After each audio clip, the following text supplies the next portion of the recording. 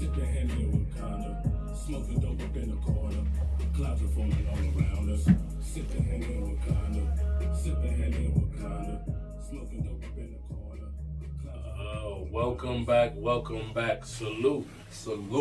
It's the Kevin Speaks Vegeta's Pain. And it's Dre, Exo Music. You know the vibes. And as we all know, it's a lot going on. What we talking about today, Dre? It's crazy, Kev. We back, episode 3, and today's aim for today is healthy masculinity. So, Kev, before we get into healthy masculinity, let's just unpack masculinity in general. Absolutely. So we can cover the toxic to the healthy and what we feel covers that spectrum in between. So, Kev, start us off. What is toxic masculinity? What are the women complaining about? What's the big fuss? Okay, well, absolutely. So one day we're gonna have to revisit this and have a woman on here to talk about that. But from my humble perspective, I think toxic masculinity, the first thing I say is ignorance, right? Okay. I'd say whenever what I've heard or what I've gathered when I've spoken to women, a lot of the times we may not see outside of our own perspectives. And oftentimes, you know what I'm saying, two things can be true at the same time. And I think men and women are two different sides of the same coin. So in a lot of respects, while we have our differences, I think a toxic masculine trait is when we allow our ignorance to block us from an alternative perspective or considering something that might have benefited and or aided us. Okay. So that's something. What about you? If you had to say a trait that you would say was toxic or something you would say? Well, Kev, I would break down. First, I want to say that I feel like there are traits men and women both possess that are just toxic in general. Absolutely. So I feel like there's a spectrum aside where men do certain things more, women do certain things more, and we really just trying to unpack the male side. But in terms of toxic in general traits and what men might have harder problems with, definitely honesty. So I've had this problem myself, just being honest about living in your truth, who you are, how you move, and how you do the things you do. So I'm gonna sum that all up by saying honesty is definitely a big one, Kev. So actually, bro, that's interesting because I want to edit the conversation back to something that you said because I'd like to provide some pushback because I think men and women do the same things for different reasons, right? So if I said something like that, I'd ask you, like, how does that hit you? And I'd preface my question by, the reason I say that is a lot of the times when I analyze a woman's behavior, right, it's the same concept, like you said. A woman can be manipulative, a man could be manipulative, right? A woman could be confident, a man could be confident, right? So it's how we embody those energies and how that manifests. What do you think about that? Well, that's a good one, Kev. And honestly, if we're gonna bring it back to the honesty spectrum, I would say men have the issue with just being honest about women. Okay. Okay, absolutely. Absolutely. That's one of the main things women have an issue with. Absolutely. A lot of them say, "Yo, just keep it real with me. Just tell me the facts. Tell me what it really is, so I can make an informed decision." Absolutely. A lot of guys feel like, they gotta lie to basically protect the woman's feelings. I'm guilty of this too. So I'm on camera, YouTube. I'm gonna be real with y'all. I've had the honesty issue, but we move forward, we grow. That's what life is about. That's why we're doing this. So, like you said, to really sum up everything in that honesty spectrum is being honest with how you move and living in your truth.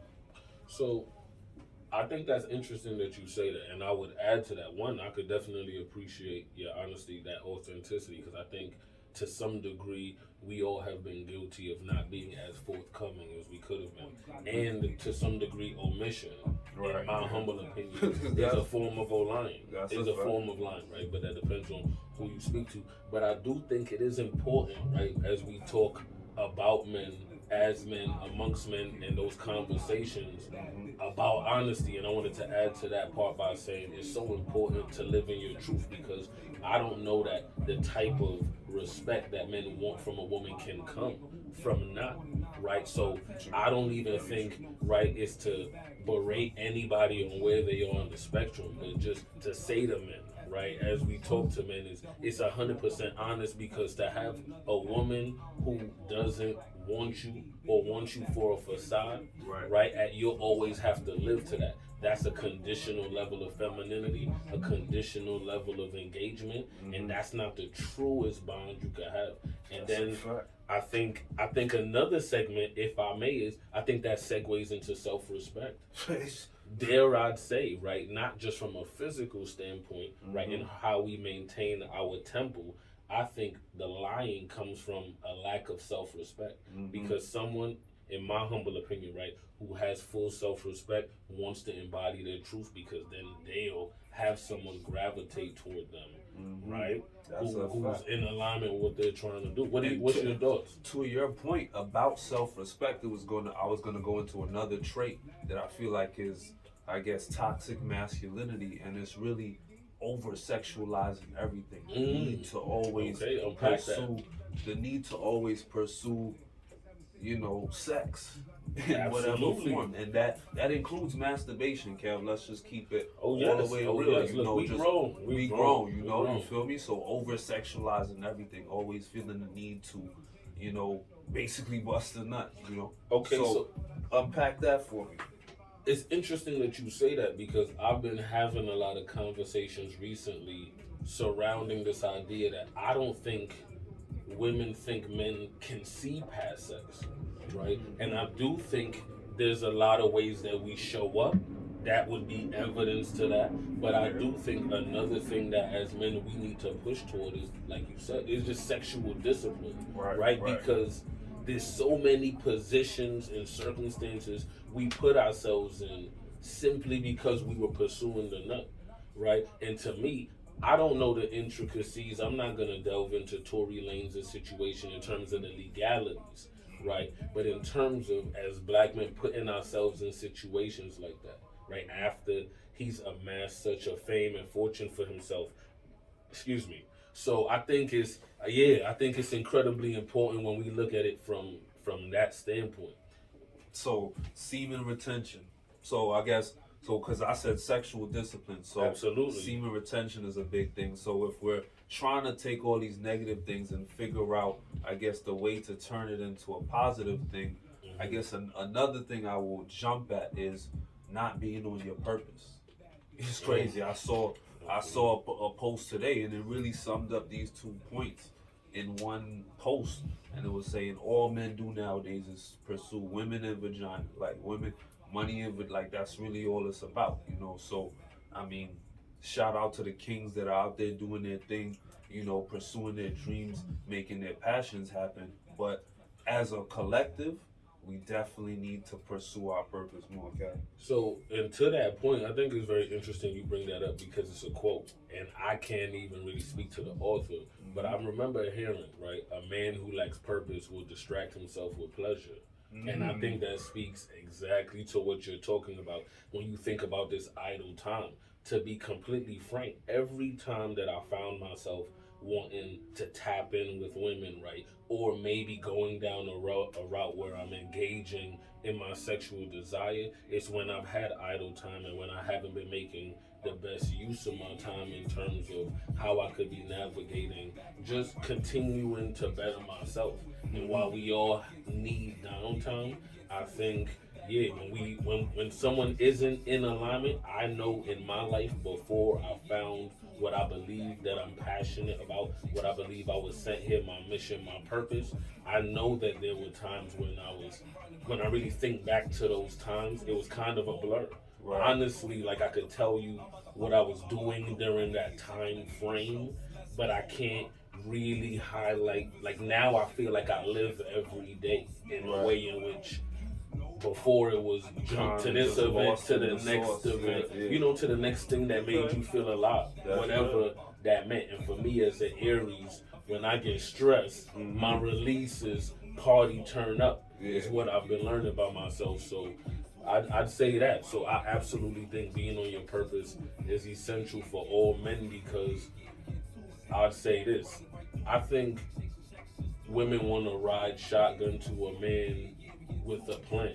Meaning, so, and when you talk about that, help me, when you talk about a woman seeing a man with vision, right? Bless you. Right? Bless you, right? A man who's on his purpose, right, isn't necessarily distracted easily. He has an aim. It's something that everybody can get with, something that people can get behind, right? Depending on the type of woman you want in your life and how you want to engage with it. Because Mm-hmm. I'm a firm believer in I let a woman do what you want to do so I can see what you rather do. I'm not in the business of convincing anybody. I want someone that I'm in alignment with, right? So I Okay. want that to be something that came together, and I think people can do that when they pursue. Okay, okay. So now we broke down some toxic traits. Mhm. Let's get into some healthy, positive traits. So, Absolutely. because, and to preface all of this, or to at least say, this is going to be a continued discussion. So, we're going to have guests on here, continued conversations. We like to just really open the floor for conversation and then continue it on later as we build and grow as a people. So, in this first discussion, we're just gonna break down some healthy masculine traits because as we try to not stifle ourselves as men, really unpack what the new alpha male looks like, what are some healthy masculine traits?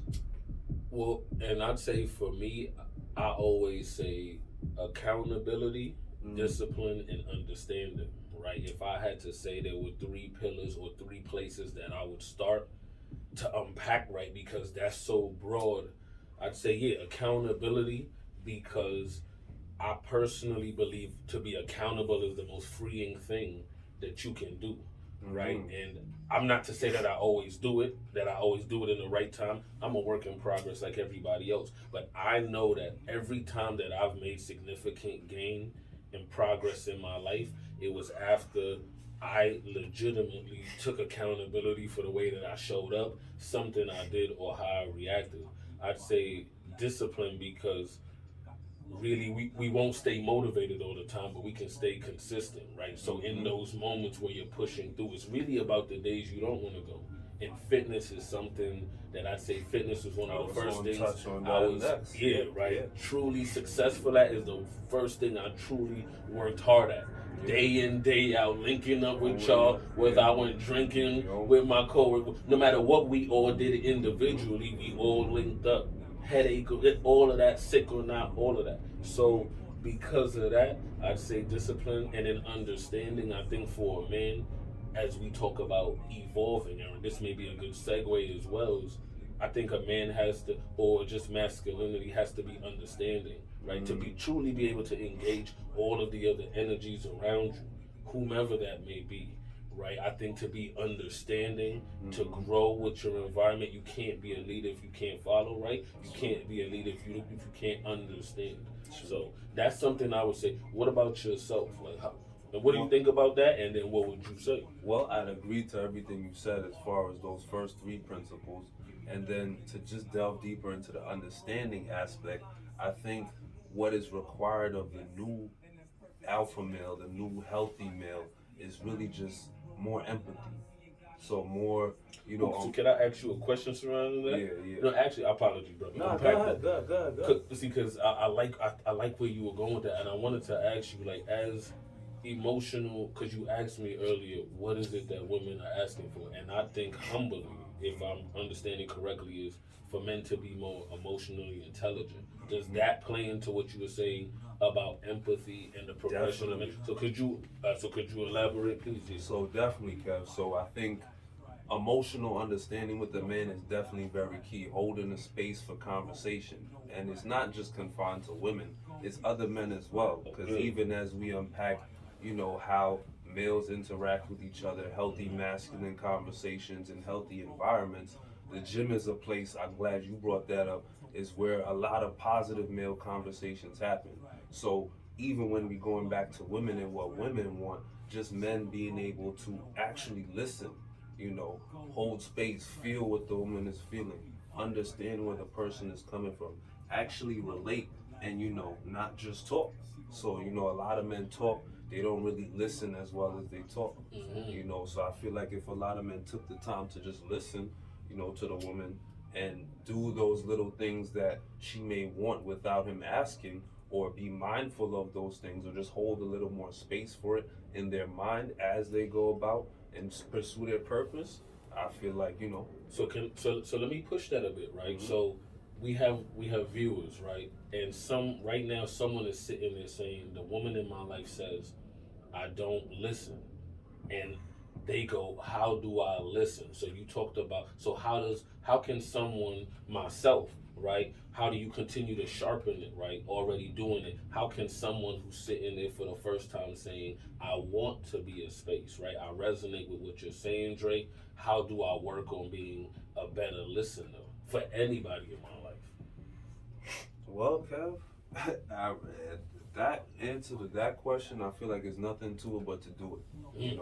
I feel like the more you sit down, the more you just actually pay attention to what the person is saying.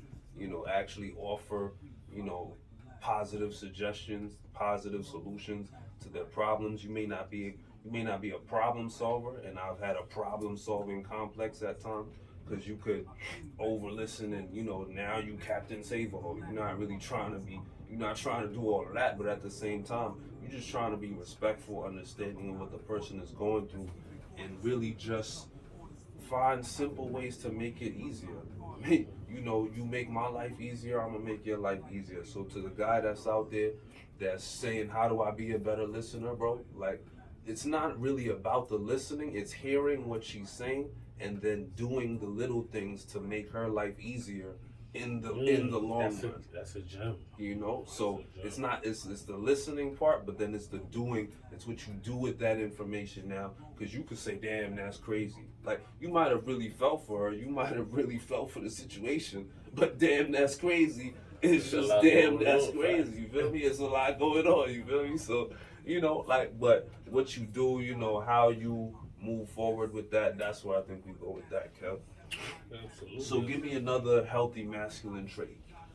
Um, I say leadership, right? Mm. But leadership, and as we unpack that, the Yeah. following component, right, being just as important, the Mhm. listening. I think a lot of what you said culminates to this idea of being ready to get to a phase in your life. I think men, it's a progression, the trajectory of a man to get to a place to be a leader. I think a lot of times, as I even engage with young people, it's a rushing of the process. Mm. And I think a lot of the times, as men, we're so rambunctious, and right, we have this invincibility complex as young men, and we have this ignorance and this know-it-all, and really understanding that it takes time, it takes experience, it takes all of these things, it takes having been a follower, it takes accumulating large groups of knowledge, and then being able to really pour back in. So I think that's something that I would say, right, those components. So So just to bounce off what you said with leadership, so if I was to sum it all up, it's you're kind of saying know when to pay your dues, be humble enough to pay your dues, but at the same time know when to step up, know when to speak up, absolutely. and And insert yourself in positive ways rather than just being talking just to talk. So absolutely. And can I also add, I think humility. I think mm, humility is something that's incredibly important because we talk about, right, what it means to be humble, what it means to put your head down and really work, but even to go back to fitness, right? mm-hmm, Because fitness is something that everybody is always very, very concerned with, especially a lot of men. mm-hmm. And a lot of the times, a lot of men feel dejected or they feel discouraged because they're not as strong as other people or they don't look a certain way or they can't do certain things, not understanding that the real key is to pop out. The real key is the person that everybody respects is the one with their headphones in who just comes, and it's no different than your job. You come and you clock in, you put in your pain, So and it's then you not. keep it going. So sorry to interject. So you're saying it's not you versus them, it's you versus you, It's you. basically. Oh yes, it's you versus you. It's you versus the you yesterday. It's you versus your bad habits. It's you versus the parts of you that holds you back. Because a lot of the times I've realized, and I know I'm guilty of it. Mm-hmm. Something happens, and I'm like, this person did that.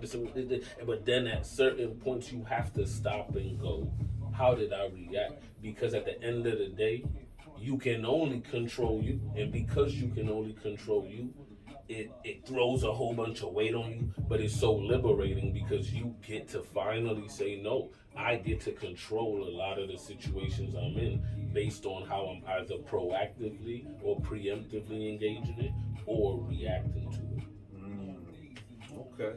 Okay. So now I want to jump to a little segue, but it's still Mhm. tied into healthy masculinity. So, red pill. Because you know there's a lot of YouTube out there, there's the manosphere. Mm. So I want to jump into that a little bit just because I feel like personally there's elements of it that definitely men should listen to, subscribe to.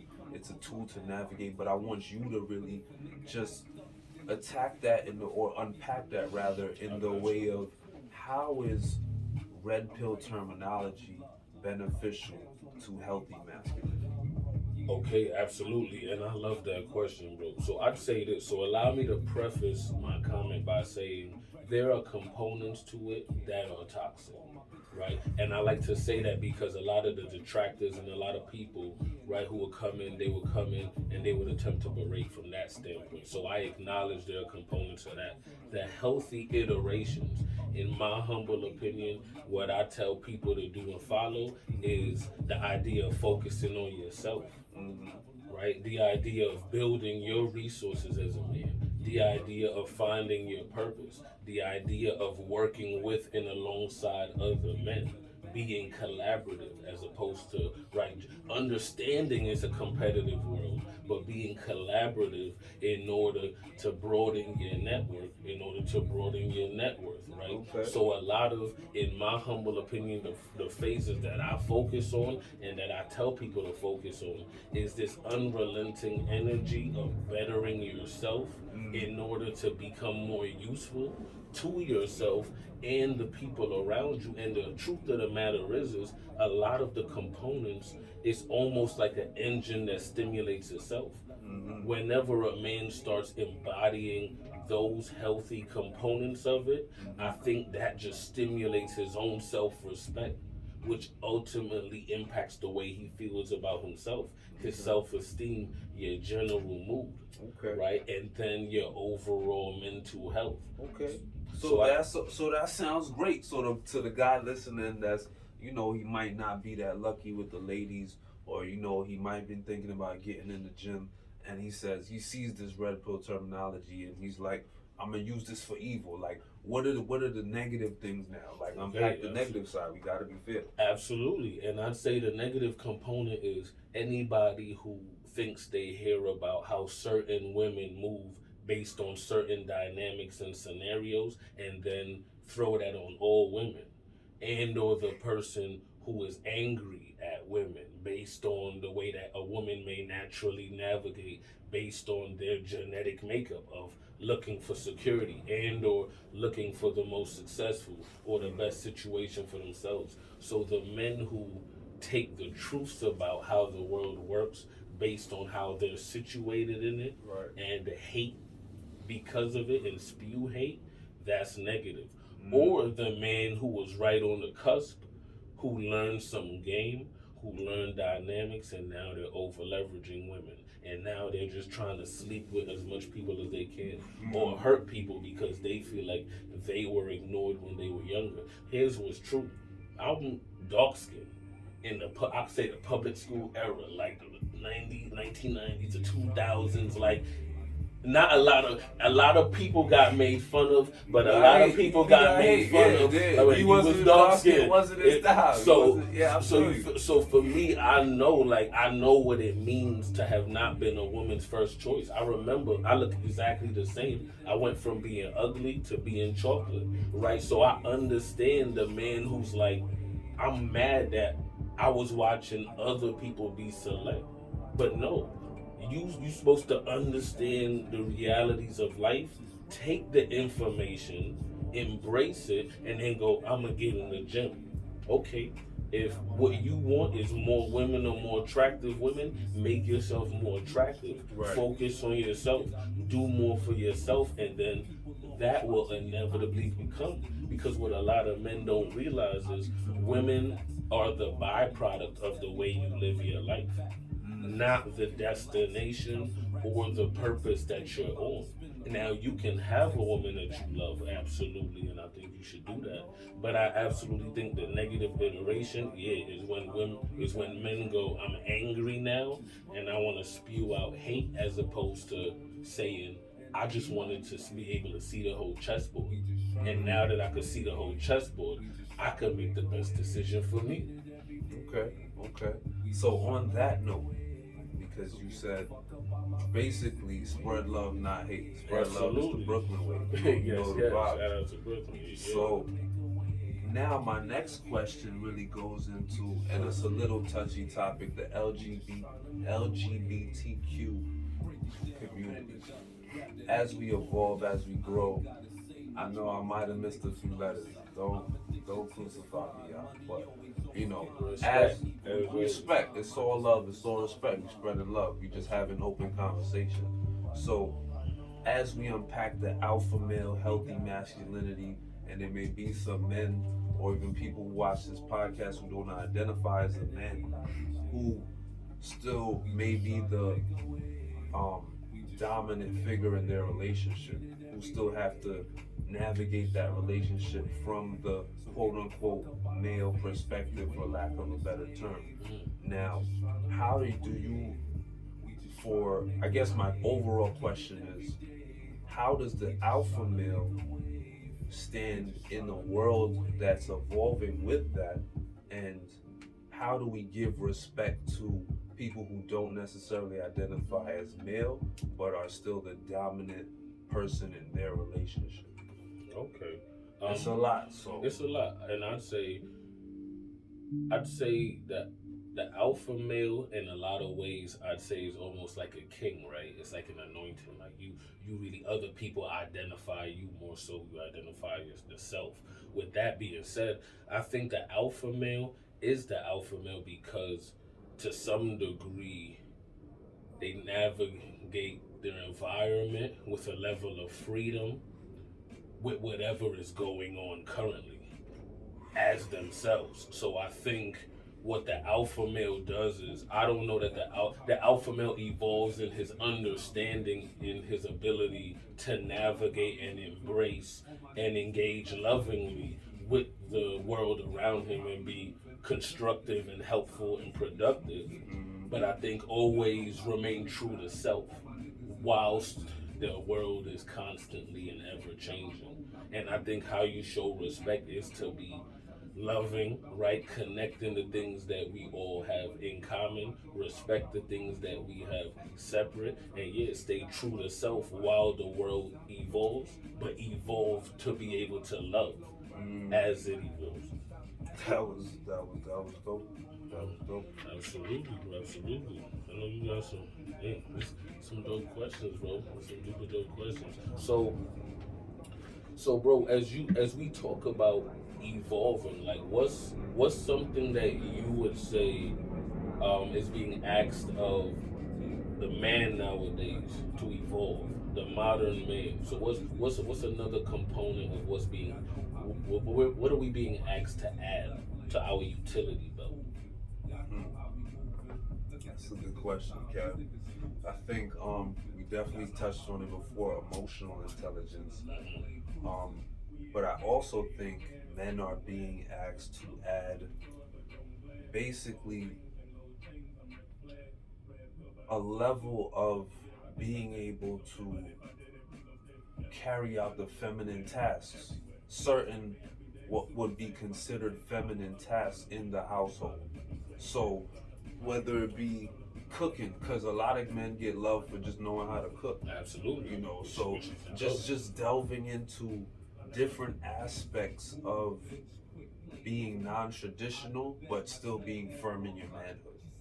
So really, if I was to unpack that anymore, it would really be like being able to, you know, hold down a baby, you know, like, you know, which meant a lot because a lot of men got slack before for basically not being emotionally responsive with their kids, or not Absolutely. being there at all, or basically it's like whatever. So from that standpoint, I mean, and shout out to the dads, you know, even the whole girl dad term. I don't really like the term, but just the fact that fathers being present in their kids' lives, which basically means you might have to do some laundry, you might have to wash the dishes sometimes. So when I said feminine tasks, I meant like just things that I guess the quote unquote traditional Yeah. woman would naturally do, but now the man might have to do it because women are earning more, women are at work. So, there has to be a more willingness to meld the relationship to how it works for both people. So, Absolutely, and I think as you speak, the second part of your question, right, in terms of how does somebody really navigate in the masculine dynamic if that's what they endeavor to do, I think it really comes with finding someone who's in alignment with you. I think oftentimes we end up liking someone and then we're pulling and tugging with them to do certain things or to act a certain way as opposed to right being truly in alignment with how we see them, right, in terms of they want to do the things innately that you would want of a partner, and you want to show up in a reciprocal fashion and a proactive fashion in a way in which they would want in a partner and build from there. So I'd say for you, find if what you want is a feminine balance and dynamic that operates a certain way, even with what you speak. I think a lot of the times people go back and forth on what's the perfect dynamic.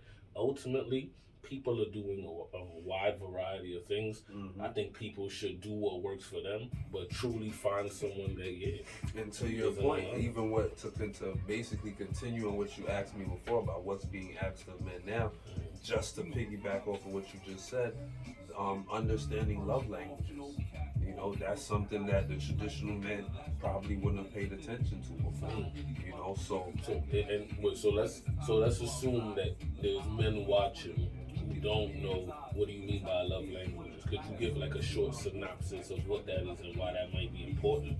To know as a man. So they have different paid. You can Google it, but there's basically different things or different segments of love languages. So there's quality of touch, quality time. If I'm butchering it, don't crucify me. But words of affirmation, gift giving, and acts of service. So there might be more, but those are the basic ones that are up for interpretation. So just understanding how your partner works. So if your partner responds to words of affirmation, and I believe these things were crafted off of what you didn't get as a child. So if you didn't get positive words of affirmation from your parents, then that may be heavy in your love language because that's what you now may seek from a partner because you didn't get it as a child. So that's where these things basically stem from, but that's basically how they say you should navigate modern relationships now, because if you understand your partner's love language, then things should technically flow smooth, right? So if you know your partner's love language is acts of service, then I'm gonna be on my acts of service. I'm gonna try to and obviously all of them are nice. Everyone could use all the love languages possible, and now, and I said that if I butcher them, don't crucify me, because now people are creating their own love languages. People are saying music is a love language. Okay. Cooking is a love language. And I'd agree, actually. Yeah, you feel me? So the low love language box is now branching off into a whole tree with different things that people are basically saying, yo, if you do this for me, this is what works for me. And that's basically into getting to know your partner, listening, and better communication. Absolutely. That's dope. Did you have anything else for us to unpack? Nah, I think we could pretty much wrap it up here because we're gonna continue. Probably gonna bring somebody else on because this is a continued conversation. Absolutely. Like I said, all of these topics we're gonna touch on them again, whether it's us or somebody else doing the heavy lifting. But for right now, Trev, I think we good. So boom. So I guess as we get ready to wrap up, as we talk about some healthy masculinity, like I said, right, discipline, understanding, accountability, right, y'all feel free, right, hop in the comment section, let us know what you think, some pillars you think, right, unpack what we've been talking about. But I think it's extremely important, as my brother alluded to find your purpose, find the things that you're passionate about, focus on that as a man, Get in the gym. Get in the gym. Really hone in on yourself and Health really is pour wealth. into yourself, because at that point, I think you're going to start to develop the self-respect necessary to do a lot of the things that you want. Maybe we don't got all the answers, but those are just some of the things that have worked for me this far, man. Yeah. And you know, as y'all always know, it's a lot going on. Salute. Good shit, bro. That was dope. That was dope. Mhm.